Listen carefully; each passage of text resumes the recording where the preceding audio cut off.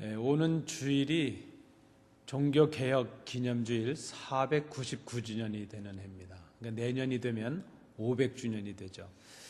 그래서 지난 주일부터 오늘 또 다음 주일까지 우리가 그 종교개혁을 생각하면서 말씀을 나누고 있습니다. 오늘은 골로새서 말씀을 통해서 우리에게 주시는 하나님의 음성을 듣습니다.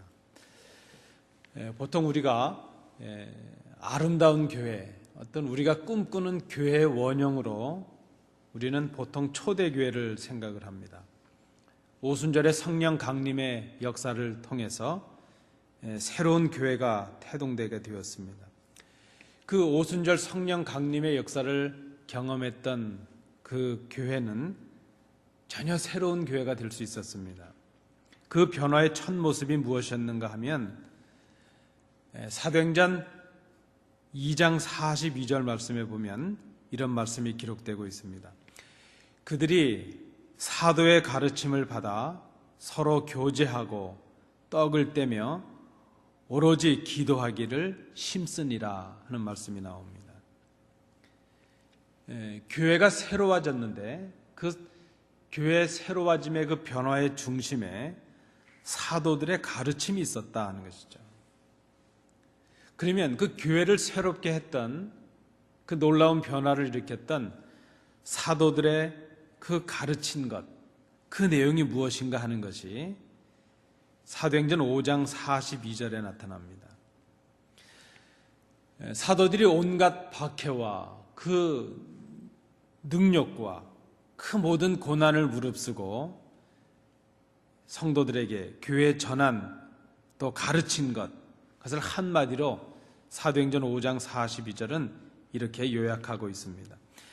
그들이 날마다 성전에 있든지 집에 있든지 예수를 그리스도라고 가르치기와 전도하기를 그치지 아니하니라 하는 것이죠. 교회 변화의 중심에 사도들의 가르침이 있었는데 그 사도들의 가르침의 핵심이 무엇인가 하면 예수가 그리스도시라 하는 것이죠. 사도적 가르침, 우리가 개혁교회 전통을 잇는 이 땅의 바람직한 교회를 사도적 교회라 이렇게 말하지 않습니까? 우리가 주일날 복음적 교회, 복음이라는 것이 무엇인가 하는 것을 생각했는데 그 사도들의 가르침, 그것이 바로 오직 예수였다는 것입니다. 오직 예수, 솔루스 크리스투스, 예수가 곧 그리스도시라 하는 것, 그것이 사도들의 가르침과 전파의 핵심이었다는 것이죠. 그것이 복음이었습니다. 그 기초 위에 교회가 새로워짐을 경험하게 되었다는 것입니다. 사도 바울의 서신 중에 오늘 함께 읽으신 이 골로새서는 기독론, 특별히 예수가 누구이신가 하는 것을 가장 분명하게 또 깊이 있게 가르쳐주는 서신이 바로 골로새서입니다. 그래서 우리가 오늘 이 본문을 통해서 예수가 그리스도시라 하는 그 의미가 무엇인가, 사도들이 그렇게 가르치고 또 교회가 배워서 그 가르침의 기초 위에 새로움을 경험했던 예수가 그리스도시라 하는 그 말씀의 의미가 무엇인가 하는 것을 오늘 본문을 중심으로 생각해 봅니다. 15절부터 17절의 내용을 보시면 먼저 예수가 그리스도시라 하는 것은 예수가 하나님이시라 하는 것을 말씀하는 것입니다. 원래 그리스도라 하는 이 말 속에는 기름 부음을 받은 자라는 뜻이 있죠. 그리스도시라 하는 그 말은 예수가 곧 메시아시라 하는 뜻이 있습니다. 하나님의 아들이라 하는 그 의미죠. 하나님의 아들이라는 그 의미는 곧 그 예수가 하나님이시다는 그 말씀을 의미합니다. 오늘 본문 15절 말씀해 보시면 우리 15절을 함께 읽어보시겠습니다. 15절입니다. 시작. 그는 보이지 아니하는 하나님의 형상이시요 모든 피조물보다 먼저 나신 이시니 그랬습니다. 예수가 보이지 아니하시는 하나님의 형상이다. 이 말이 무슨 의미겠습니까? 예수님은 하나님과 본질이 같으시다 하는 것이죠. 하나님의 품성과 하나님의 존재의 모든 것이 그리스도 안에 온전히 나타나 있다는 것입니다. 하나님께서 천지를 창조하실 때에 그 그리스도 예수님께서 함께 하셨다는 것입니다. 삼위일체 하나님이 창조의 사역 가운데 함께 계셨습니다. 우리가 그리스도를 보는 것은 곧 하나님을 보는 것과 같다는 것입니다.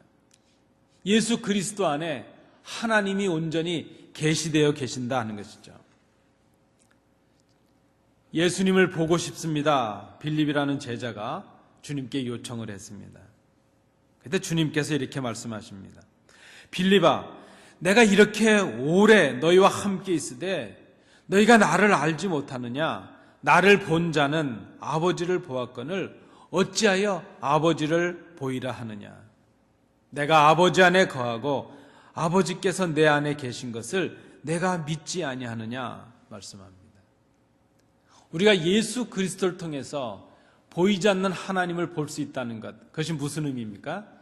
예수 그리스도가 곧 하나님이시라 하는 그런 말씀이죠. 그 예수 그리스도께서 말씀이 되셔서 말씀이 육신을 입고 이 땅에 오셨습니다.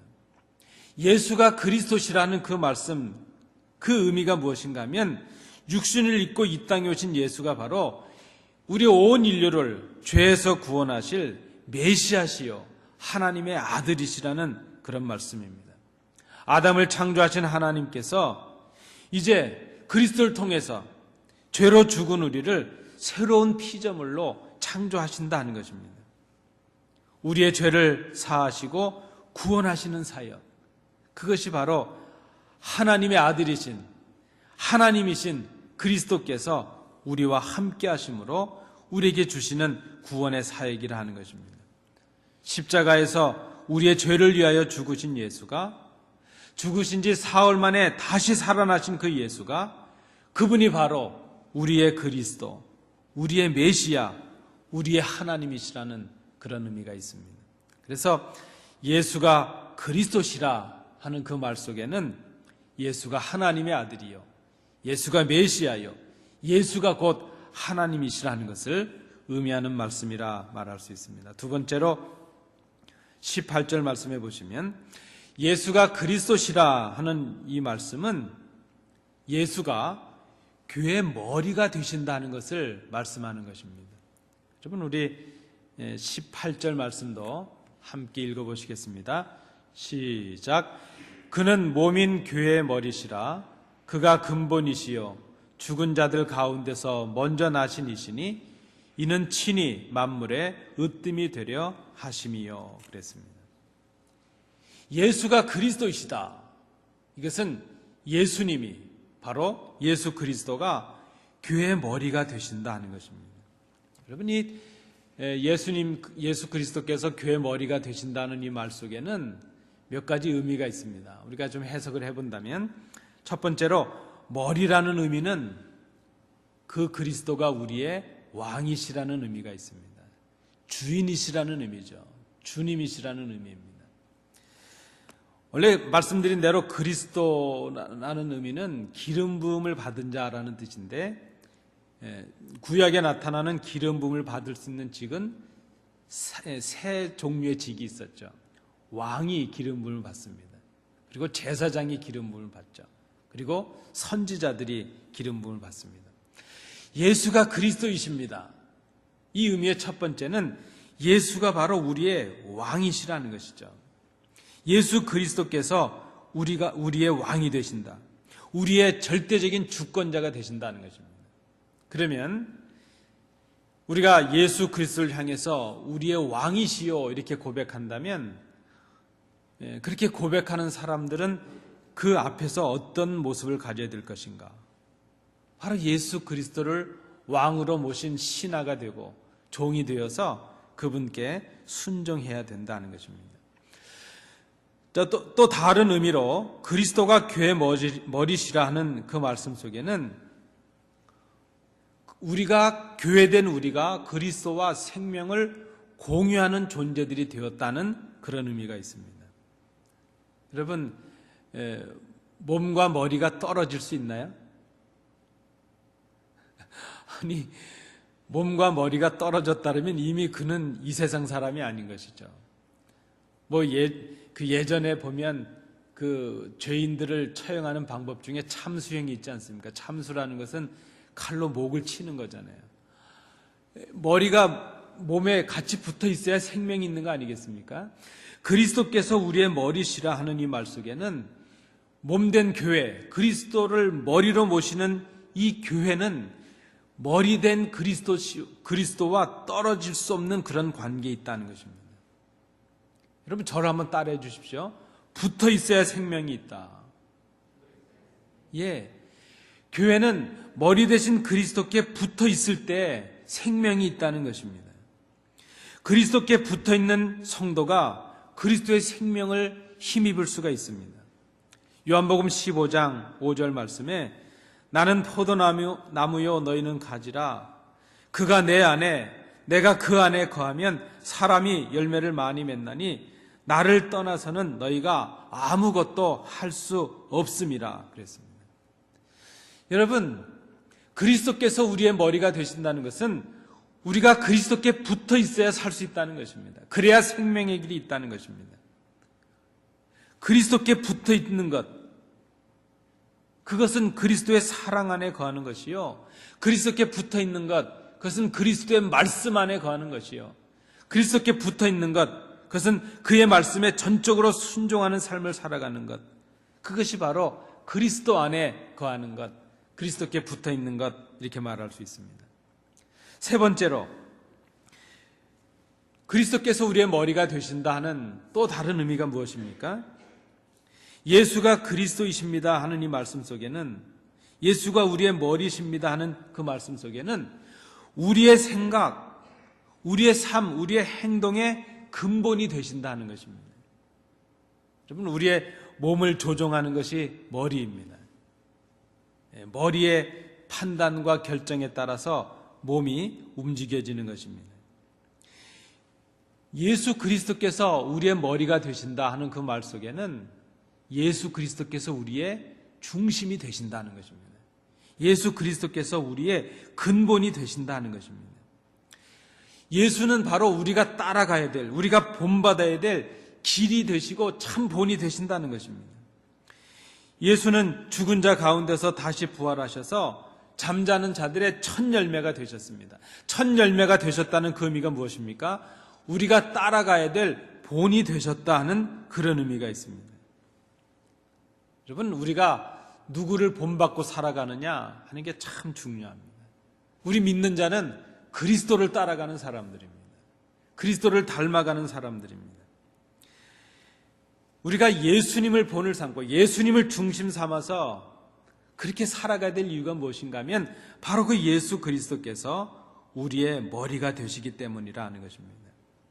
여러분, 예수님처럼 생각하고 예수님처럼 그런 행하고 예수님처럼 죽고 예수님처럼 다시 사는 것, 그것이 바로 믿음입니다.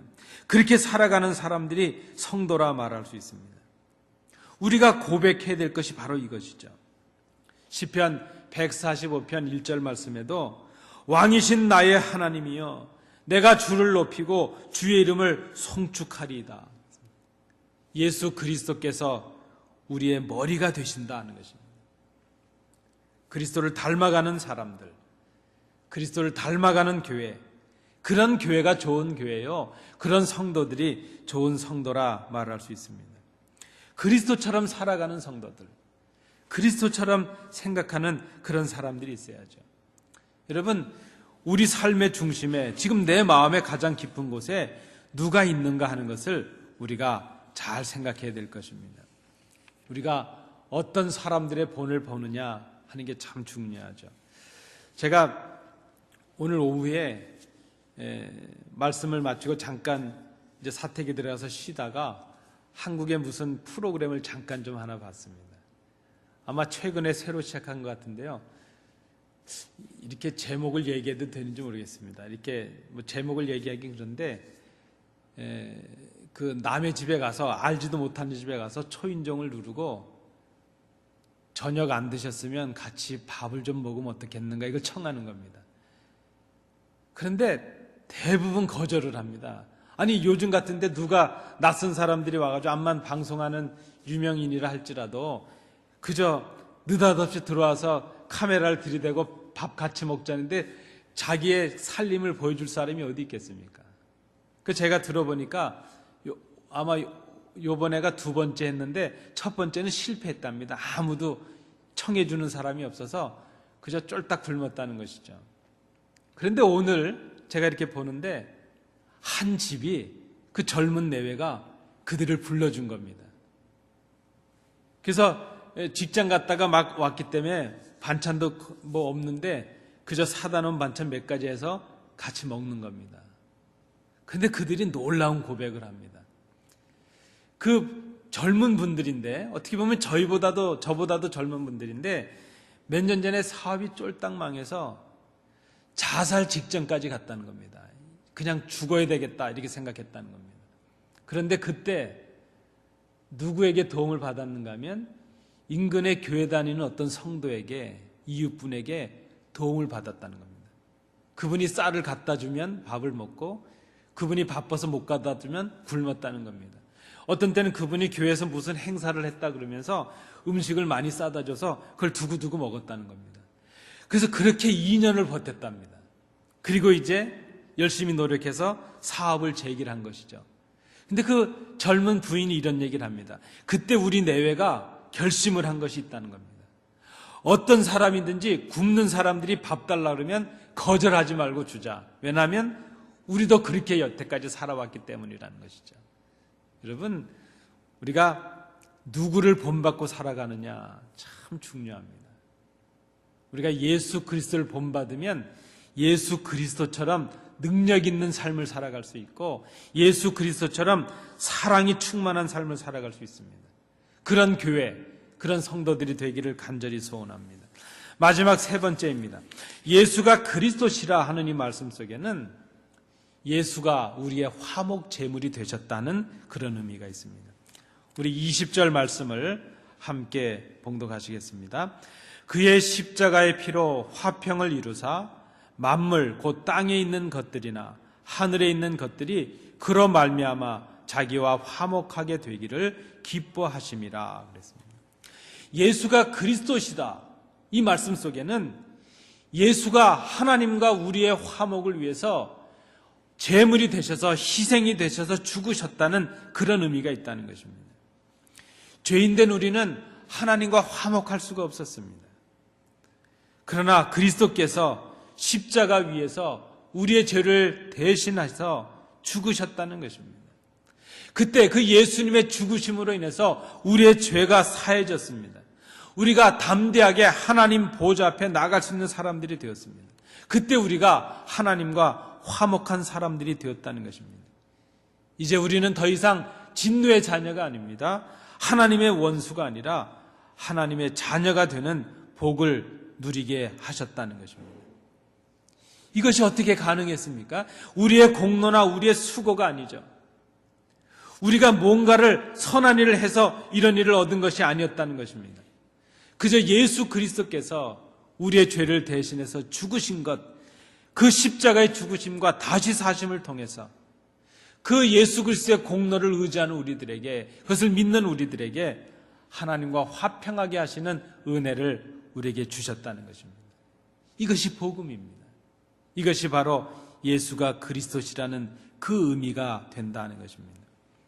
그리스도께서 우리를 하나님과 화목하게 하신 것은 그래서 이제 그 하나님과 우리가 화평함으로 인해서 누리는 그 기쁨을 우리에게 사명으로 주시고 증거하는 사람들이 되도록 우리를 부르신 것이라 하는 것입니다. 여러분, 그리스도께서 우리의 화목 제물이 되셨다는 것은 이제 그 화평함을 누린 우리로 하여금 우리도 그리스도처럼 하나님과 아직 화목하지 못한 그 사람들을 향해서 이 화목하게 하는 말씀을 전하라 하는 사명이 우리에게 주어졌다는 것입니다. 고린도 후서 5장 18절의 말씀입니다. 모든 것이 하나님께로서 났으며 그가 그리스도로 말미암아 우리를 자기와 화목하게 하시고 또 우리에게 화목하게 하는 직분을 주셨으니 그랬습니다. 여러분, 그리스도께서 희생 제물이 되셔서 우리를 하나님과 화목하게 하신 다음에 우리에게 그 주신 기쁨 외에 또 주신 것이 무엇인가 하면 이제는 화목하게 하는 직분을 우리에게 주셨다는 것입니다. 화목하게 하는 그 말씀을, 그리스도의 말씀을, 복음을 전하는 사명을 우리에게 주셨습니다. 여러분, 우리 그리스도인 된 우리들, 그리스도의 은혜로 하나님과 화평하게 된 우리들이 해야 될 사명이 무엇입니까? 많은 사람들, 아직 그리스도를 알지 못하는 사람들, 하나님을 믿지 못하는 사람들에게 그리스도를 증거하고 이 복음, 이 화평의 복음을 증거함으로 인해서 그들이 하나님과 화목하게 할 수 있도록 그 사명이 우리에게 주어졌다는 것입니다. 여러분, 이 사명을 감당하기 위해서는 먼저 우리가 화목하게 하신 이 평안과 기쁨을 누릴 수 있는 그런 사람들이 되어야 될 것입니다. 예수를 믿는 것, 그것은 바로 하나님과 화목하는 것입니다. 그것은 곧 다른 사람들에게 이 화목과 기쁨과 평안을 증거하는 것이라 말할 수 있습니다. 예수를 통하여 하나님과 화목하게 된 교회, 하나님과 화목하게 된 자녀들이라면 이제 그 화목함을 증거할 수 있는 그런 교회가, 그런 성도들이 될 수 있어야 된다는 것입니다. 그리스도로 인해서 하나님과 화목하게 된 자녀들은 서로 화목해야 됩니다. 하나님과 화목했다면 서로 화목해야 됩니다. 그리고 그 화목을 증거하는 사람들이 될 수 있어야 될 것입니다. 땅끝까지 이 사명을 감당하는 것, 그것이 바로 교회의 사명이요, 성도들의 사명이라 말할 수 있습니다. 여러분, 오늘 이 말씀을 중심으로 우리가 우리 스스로 한번 질문을 해보시기 바랍니다. 우리의 신앙과 삶의 중심에 무엇이 있는가 하는 것이죠. 내 중심에 무엇이 있느냐 하는 것이죠. 내 중심에 무엇이 있느냐에 따라서 그의 삶의 목적이 달라질 수 있습니다. 살아가는 삶의 자세가 달라질 수 있고 방법이 달라질 수 있습니다. 예수가 그리스도이십니다. 이 사도의 가르침을 이어가는 교회가 바로 성령 충만한 교회요, 복음적인 교회요, 사도적인 교회라 말할 수 있습니다. 예수가 그리스도시라는 것, 그것은 예수가 우리의 하나님이시요 메시아십니다라는 그런 고백입니다. 예수가 그리스도이십니다라는 그 고백은 바로 그 예수가 우리의 왕이시요 우리의 주인이십니다라는 그런 고백입니다. 예수가 그리스도이십니다라는 그 고백은 바로 예수가 우리의 화목제물 되셨고 우리가 따라가야 될 삶과 믿음의 본이시요라는 그 고백이라는 것입니다. 하나님의 다스리심에 순종하는 교회, 주님의 말씀에 순종하는 교회, 그 주님을 마음의 중심에 모시고 본을 따라가는 교회, 그 교회가 바로 천국을 이루는 주님의 교회라 말할 수 있습니다.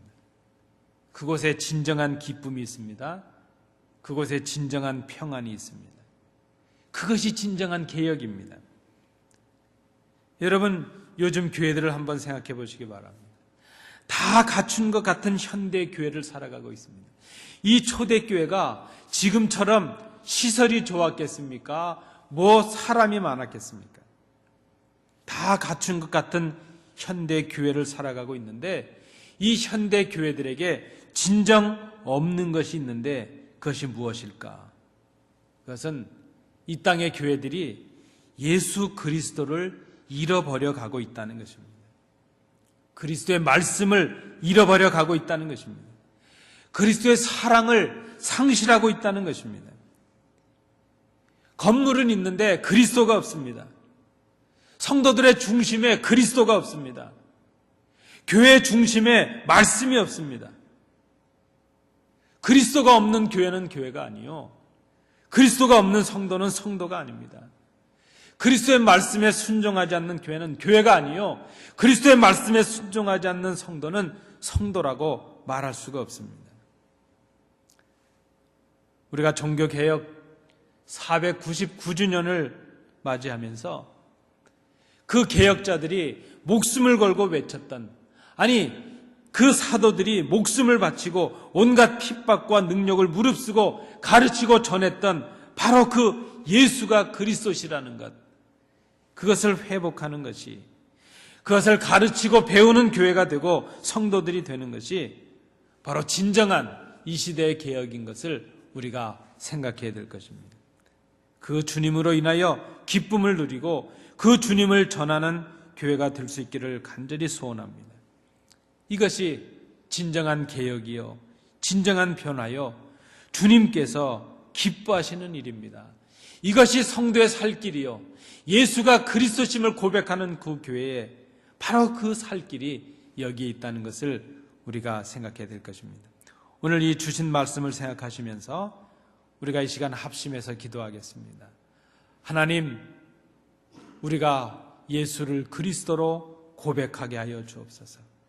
예수 그리스도를 참 하나님으로, 예수 그리스도를 우리의 삶의 주인으로, 예수 그리스도를 우리의 화목제물의 본으로 삼아 그 주신 사명을 감당하고 그 말씀에 순종함으로 하나님 주시는 기쁨을 누리고 그 복음을 증거하고 이제 진정한 교회의 변화와 개혁을 이루어가는 이 땅에 우리 교회가 되게 하여 주옵소서. 우리 시간 합심해서 함께 기도하시겠습니다. 은혜로우신 아버지 하나님, 오늘 이 저녁에 저희들을 주의 전에 있게 하심을 감사합니다.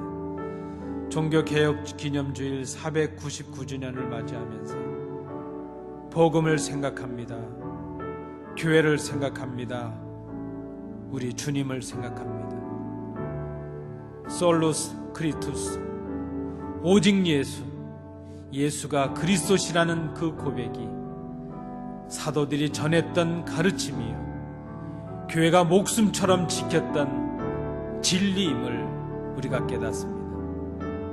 그 예수를 하나님으로, 예수님을 우리의 왕으로, 예수님을 우리의 삶의 본으로, 우리의 중심에, 우리의 근본에 모시는 우리 성도들, 우리 교회가 될 수 있도록 주님 인도해 주시옵소서. 아버지 하나님, 진정한 개혁과 변화를 이루는 우리 교회가 되게 하여 주옵소서. 아버지 하나님, 그리스도를 잃지 않는 교회가 되게 하여 주옵소서. 말씀을 빼앗기지 않는 교회가 될 수 있도록 주님 인도해 주시옵소서. 아버지 하나님, 오늘 이 저녁에 나와 함께 머리 숙여 기도하는 주의 자녀들을 기억해 주옵소서.